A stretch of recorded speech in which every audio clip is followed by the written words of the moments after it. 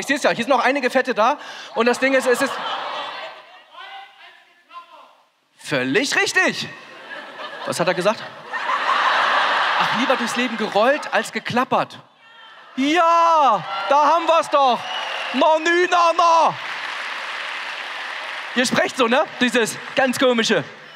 Na, teilweise schon. Na, hier vorne. Na, was ist hier? Jetzt kriegst du auf die Schnauze. Es ist wirklich... Ey, euer Dialekt ist echt ein Zustand, ohne Scheiß. Weil wie ihr sprecht, ich verstehe... Nee, doch, wie ihr sprechen tut. So muss man das eigentlich sagen. Ihr seid manchmal ganz komisch drauf. Ich verstehe euch überhaupt nicht. Aber ich sag mal eins, lieber durchs Leben gerollt als geklappert. Ja, das ist mir besonders wichtig. Und, Moment, wo wir gerade dabei sind. Ich muss... Treffe ich euren Dialekt ansatzweise? Was fehlt? Non. Was heißt non?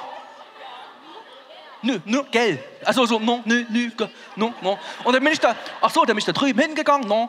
Und, ist das so, dieses, einfach nur ein Füllwort, einfach so ein richtig dummes, einfach damit jeder weiß, hängen geblieben. Okay, cool, non.